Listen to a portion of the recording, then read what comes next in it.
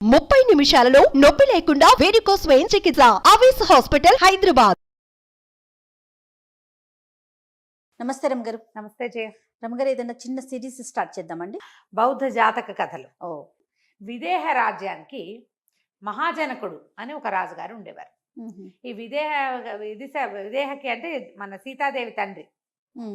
మిథిలా నగరం విదేహ, అక్కడ అందుకే కదా అమ్మవారిని సీతాదేవిని వైదేహి అంటారు. అవును, విదేహ నగరానికి చెందిన రాకుమార్తె కాబట్టి. అయితే ఈ విదేహ నగరానికి చేసిన రాజులందరికీ జనకుడు వాళ్ళ తాలూకు బిరుదం అన్నమాట. అలాగే ఉండేవి. అందరూ జనకుడే. మహాజనకుడు రాజుగా ఉండేవాడు. ఆయనకి 2 కుమారులు.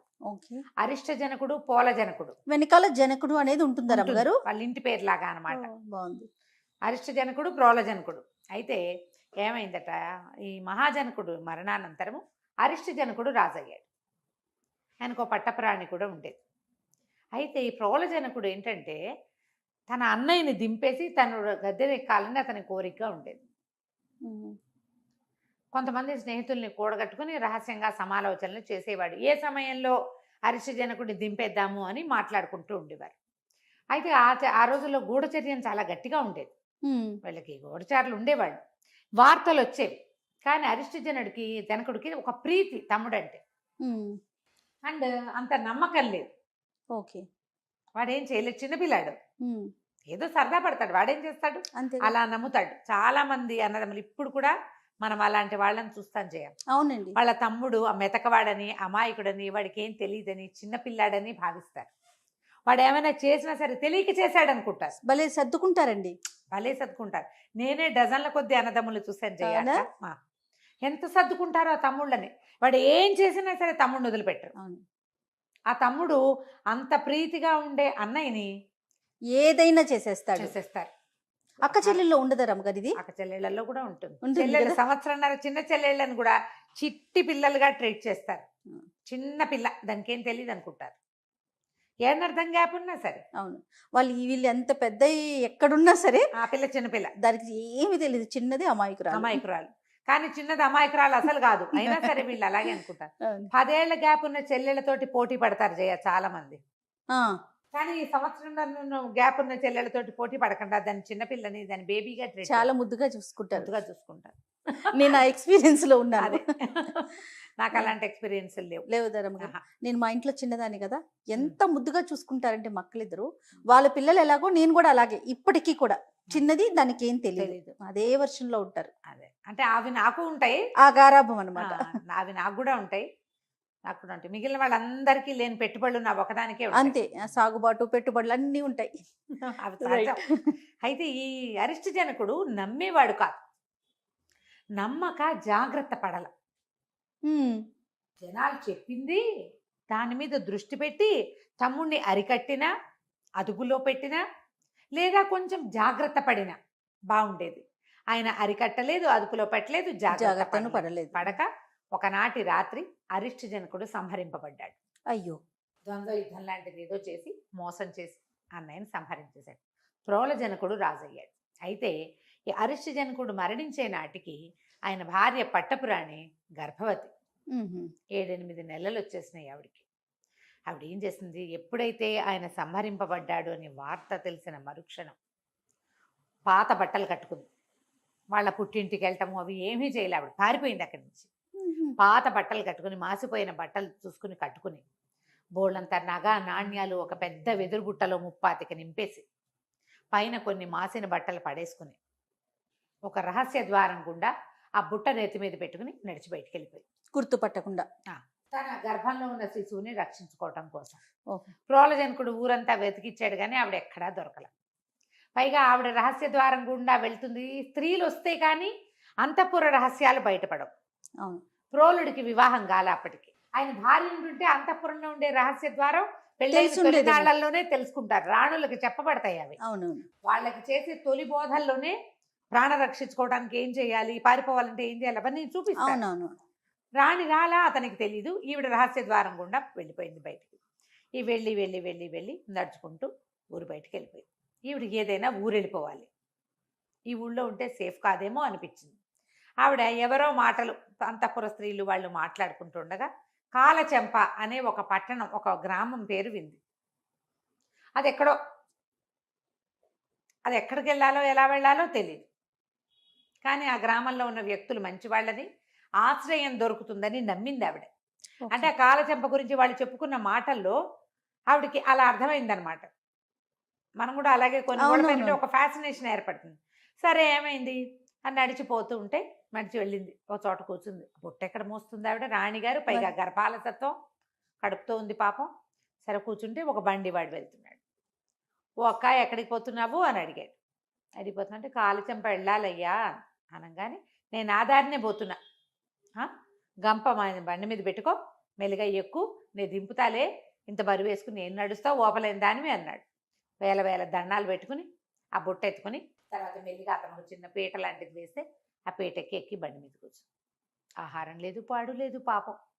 ఆ బండి నడిచి నడిచి నడిచి ఒక 2-3 గంటలకి కాలచెంప నగరం ఊరికి చేరాక బండివాడు రోడ్డు మీదే, ఎవరింటికి వెళ్ళాలక్క అన్నాడు. అనేసరికల్లా గ్రామాలకి చావళ్ళు ఉంటాయి, సావడి దగ్గర దింపేయి, మా వాళ్ళ ఇల్లు అక్కడేనా, ఇల్లు తెలీదు, గ్రామ సావడి దగ్గర దిగేసింది. దిగాక ఏం చెయ్యాలి, సరే చూస్తూ ఏం చేసింది, ఆ పక్కనే చావడికి ఓ పక్కనే కాలువ ఉంది, వాళ్ళు వీళ్ళు కాలువలకి స్నానాలకు వెళ్తున్నారు.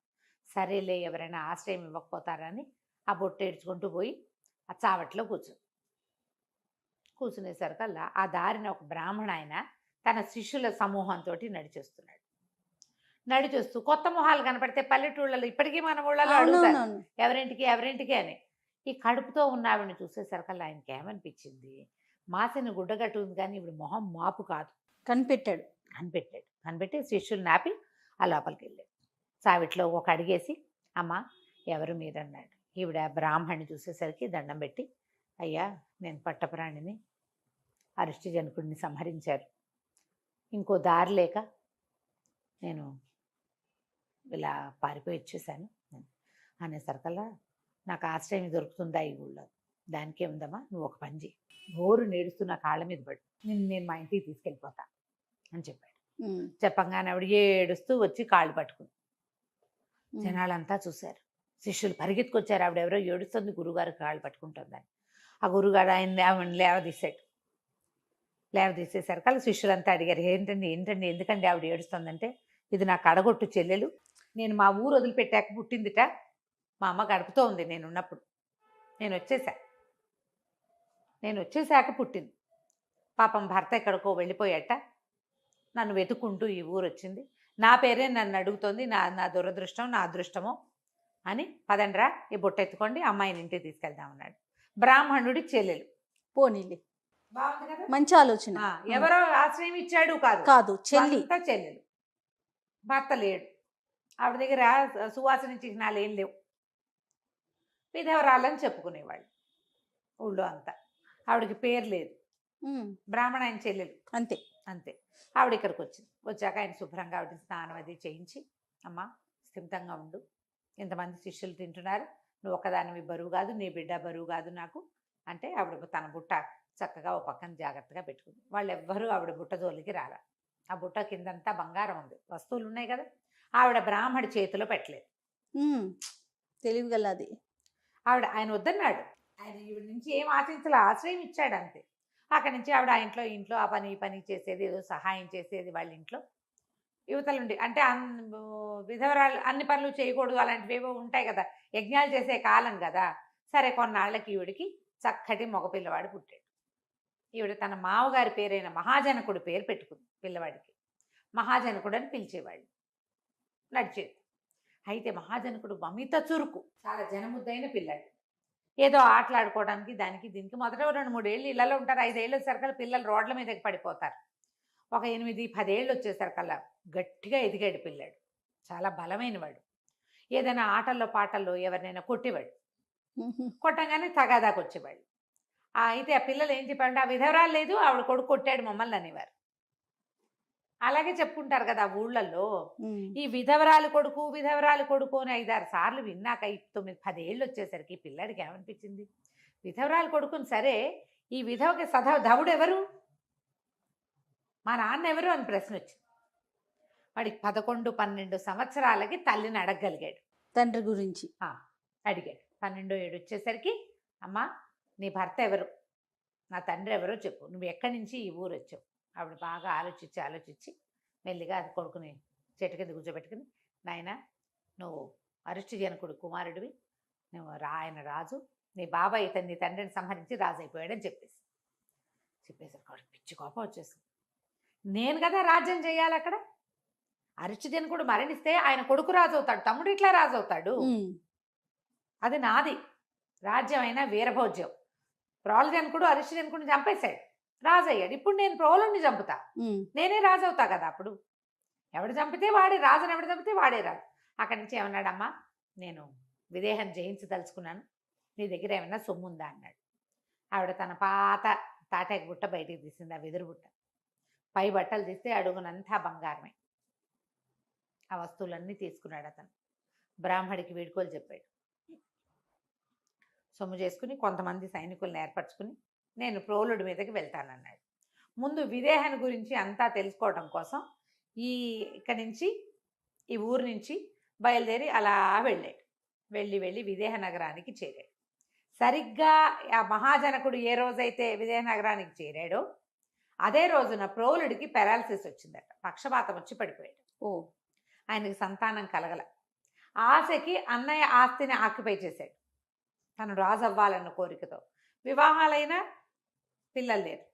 ఈయన ఎప్పుడైతే మంచానబడి మరణాసన్నుడుగా ఉన్నాడో, సరే ఏమనుకున్నారు, ఇప్పుడు మనకి రాజు కావాలి, ఎవడో ఒకడిని తీసుకోవు, దీనికి ఒక పద్ధతి ఉందని ఏం చేశారట, రాజుగారి యొక్క రథం ఉంటుంది కదా, మన పంచకళ్యాణి గుర్రాన్ని ఆ రథానికి కట్టి దానికి ఛత్రచామరాదులు, రాజుగారి పాదుకలు, కత్తి, గర్వాలము అన్నీ అందులో పెట్టి రథాన్ని వదిలిపెట్టారు. ఆ రథం ఊరంతా తిరిగి ఆ పంచకళ్యాణి ఎక్కడైతే ఈ మహాజనకుడు ఒక తోటలో పడుకున్నాడో అక్కడికి నుంచోగానే ఆ రథంతో పాటు మంత్రి సామంతులంతా తిరుగుతున్నారు. ఆ మంత్రి మహామంత్రి దగ్గరకు వచ్చి ఈ అబ్బాయిని పరీక్షించి మహాజనకుడిని, అప్పటికి ఇతను ఈ విదేహ నగరానికి వెళ్ళటానికి ఇతను కొంచెం శక్తియుక్తులు సమకూర్చుకోవడానికి ఒక 15 ఏళ్ళు అలా వచ్చినాయి. 3 ఏళ్ళు నడిచింది కథ. ఈ దగ్గరకు వచ్చి చూసి రాజలక్షణాలు ఉన్నాయి పిల్లవాళ్ళు, చక్రాలు ఉన్నాయి కాళ్ళల్లో, శంఖ ఉండాలి, అవి ఏవో లెక్కలు ఉన్నాయి. అవి చూసుకుని రాజలక్షణాలు కనపడుతున్నాయి, సాముద్రిక లక్షణాలని నిద్రలేపి, నాయన నువ్వే ఇవాళ నుంచి విదేహకి రాజుడు, నీ పేరు ఏమిటంటే మహాజనకుడు అన్నాడు. నిర్కాంతపోయారు వీళ్ళు. మహాజనకుడు రాజ్యానికి మళ్ళీ మహాజనకుడే వచ్చాడు. ఇతను లేచి నిలబడేసరికల్లా సమున్నతాకారుడు ఆ పిల్లవాడిని చూసేసరికి వాళ్ళు ఆశ్చర్యపోయారు. చూసిన మొహం ఇది. తల్లి తండ్రి ఎవరు అన్నీ కనుక్కొని ఆశ్చర్యపోయి పరమానందాన్ని పొంది అతన్ని తల్లిని కూడా తీసుకొచ్చి రాజుని చేశారు. క్రమంగా రాజు చక్కగా స్థిరపడ్డాడు. శీవలిని అనే ఒక ఆవిడని, శీవలీదేవి, ఆ శీవలి అనే ఆవిడని పెళ్లి చేసుకున్నాడు. హాయిగా అద్భుతంగా రాజ్యం చేసుకుంటున్నాడు. ఎంతో బాగుంది జీవితం. అయితే ఏమైంది, ఒకనాడు ఆయనకి తోటలు చూద్దామని మనసు అయ్యింది. మన దేశంలో పళ్ళ తోటలు అవి ఎలా ఉన్నాయి, ఎక్కడికైనా వెళ్ళి చూద్దాం అనుకున్నారు. భార్యా సమేతుడిగా తోటలన్నిటిని చూస్తానని ముందే కబురు చేశాడు. పరివారం అంతా బయలుదేరి. రాజుగారు వెళ్తాడంటే ఆయన ఒకడే ఎందుకు వెళ్తాడు, ఛత్రం చామరం పుచ్చుకుంటారు. మంత్రులు, సామంతులు, సేనాధిపతులు, దండనాయకులు, అంగరక్షకులు, గుంపు గోవింద బోళ్ళ తయారవుతారు. వీళ్ళంతా బయలుదేరితే ఒక పెద్ద తోటలోకి ప్రవేశించారు. 2 పెద్ద గున్నమావిడి చెట్లట, ఎంత ఆకర్షించినాయి. కొన్ని చెట్లు భలే అందంగా కనపడవు. ఆ అందమైన గున్నమావిడి చెట్లలో ఒక చెట్టు నిండా కాయలేనట. రెండో చెట్టు పచ్చగా కళకళలాడుతుంది కదా, దానికి ఒక పూత పిందె కాయ ఏమీ లేదు, మొగ చెట్టు. అది ఈయనేం చేశాడు, ఆ చెట్టు చూసి దాని సంతోషం పట్టలేక దాన్ని కావలించుకున్నాడు. ఆ పళ్ళన్నిటిని ముట్టుకున్నాడు. అక్కడి నుంచి ఒక పండు కోసి ఆ చాకుతో, ఆయన దగ్గర పిడిబాకు ఉంటుంది, చాకుతోటి ముక్క కోసి తిని ఎంత బాగుంది అని పరమానందంతో పదే పదే ఆ చెట్లను చూస్తూ ముందుకెళ్ళిపోయాడు. ఎప్పుడైతే రాజుగారి ఈ చెట్టుకాయ కోసుకు తిన్నాడో ఆ వెనకాల వస్తున్న పరివారం అంతా పరమోత్సాహంగా చెట్టుకాయలన్నీ తుంపేశారు. ఆ ఉత్సాహాల్లో పైకెక్కి దిగేటప్పుడు కొమ్మలన్నీ విరిచేశారు. ఈయన తోటలన్నీ చూసుకుని తిరిగి వచ్చేసరికల్లా బోసిగా అందవిహీనంగా తయారైన చెట్టును చూసేసరికి నిర్ఘాంతపోయాడు. అన్ని పళ్ళతోటి అంత అద్భుతంగా ఉంది, ఇలా అయింది ఏంటి ఇది. పక్కనున్న గున్నమావిడి చెట్టును చూస్తే అది అలాగే ఉంది, దాన్ని ఎవరు పట్టుకోలే, ఎవరు ముట్టుకోలేదు. ఆయనకి ఏమనిపించింది, సమృద్ధి ఉంటే కదా ఇలా ఉంటుంది, ఇది వద్దు, నాకు ఏ సమృద్ధి వద్దు, సన్యసించాలి నేను అనుకున్నాడు. అయ్యో, సన్యాసం తీసుకో, బోధిసత్వుడు. అదే ఇక సన్యాసం తీసేసుకుందాము అని నిశ్చయం చేసుకున్నాడు. ఆ వెళ్ళిన తర్వాత ఇంకా వెనక్కి వెళ్ళిపోయాక ఆయన ఎవరితోటి మాట్లాడేవాడు కాదు. మేడ మీద ఒక్కడే కూర్చుని ఉండేవాడు. 4 నెలలు గడిపాడు అట్లా. నిశ్శబ్దంగా అయిపోయాడు. రాణులకి పెద్ద అర్థం కాల ఆయన ఏ దిగుల్లో ఉన్నాడు అని. ఒకరోజు ఒక సేవకుని పిలిచి మంగళని తీసుకురా అని చెప్పి క్షవరం చేయించేసుకున్నాడు గుండు. రెండో సేవకుని పిలిచి ఒక కాషాయ వస్త్రము, ఒక మట్టి పాత్ర, ఒక దండము పట్టుకురా అని చెప్పాడు. ఈ క్షవరం అవ్వగానే ఆ దండం సంకలో పెట్టుకుని ఆ మట్టి పాత్ర పుచ్చుకుని ఆ కాషాయ వస్త్రాలు వేసుకుని దిగెళ్ళిపోయాడు. రాణిగారి కింద ఎవరికో ఏదో పని పురమాయిస్తుంది. ఈయన చూసి ఎవడో భిక్షుకుడు అనుకుని మాట్లాడకుండా ఊరుకుంది. చూసి గుర్తుపట్ల భర్తని. మరి ఆయన ఏ బట్టల్లో ఉంటాడు, ఎటా ఉంటాడు? ఇంత పెద్ద జులపాల జుట్టు ఆయనకి. జులపాలు మొత్తం గీయించేసుకున్నాడు. కాసేపు అయ్యాక రాజుగారు రాజు వచ్చింది. తీరా చూసేసరికి మేడ మీదకి వెళ్తే అక్కడ జుట్టు ఉండేసరికి ఆవిడ నిర్ఘాంతపోయింది. క్షవరం ఎవరు చేయించుకున్నారు ఈ సమయంలో? అసలు ఏడి రాజు అంటే ఆయనేనమ్మా, ఇవి తెమ్మన్నారో వేసుకున్నారు, వెళ్ళిపోయారు అంతే. రాణి మిగిలిన రాణులందరినీ పుచ్చుకుని పరిగెత్తింది రాజుగారు వెళ్ళిన దిక్కుకి. ప్రజలంతా పరిగెత్తుకొచ్చారు. నేను సన్యాసం పుచ్చుకున్నాను, మీరందరూ వెనక్కి వెళ్ళిపోండి అని చెప్పాడు. మీరు సన్యాసిస్తే మాకే దిక్కు అని ఆవిడ వలవల ఏడ్చింది. అందరూ రాణులంతా ఏడ్చారు. వెనక్కి వచ్చేయండి ప్లీజ్ ప్లీజ్ అని బతిమలాడారు. ఆయన ఒప్పుకోవాలి. నేను సన్యసించేసా, ఇంకా వెనక్కి వచ్చేది లేదు, వెనక్కి రాను. దీర్ఘాయువు అని ఈయనకు ఒక కుమారుడు ఉన్నాడు, దీర్ఘాయు జనకుడు. అబ్బాయి చక్కగా ధర్మంగా దీన్ని రాజ్యాన్ని పరిపాలించేలాగా చేయి, సీవల్ని నువ్వు వెనక్కి వెళ్ళిపోమన్నాడు. వినలేదు ఆవిడ. ఏడుస్తూ ఆయన వెనకాల పడి వెళ్ళింది. ఆవిడ రాణిగారు, రాణులు, ఇంకా అంతఃపురంలో ఉన్న వాళ్ళంతా పిల్లలతో సహా వెనకాల పడితే ప్రజలంతా ఆయన వెనకాల వచ్చారు. ఇవిడేం చేసింది, సైనికులను పిలిచి, ఒరే ఊరంతా అక్కడక్కడ మంటలు పెట్టించండిరా అని చెప్తే అక్కడక్కడ ముళ్ళకంపలన్నీ వేసి అంటించారు. నగరం ఇప్పుడు ఒక చోట కాలుతూ ఉంటే దాని పొగ ఎట్లా వస్తుంది, వాసన.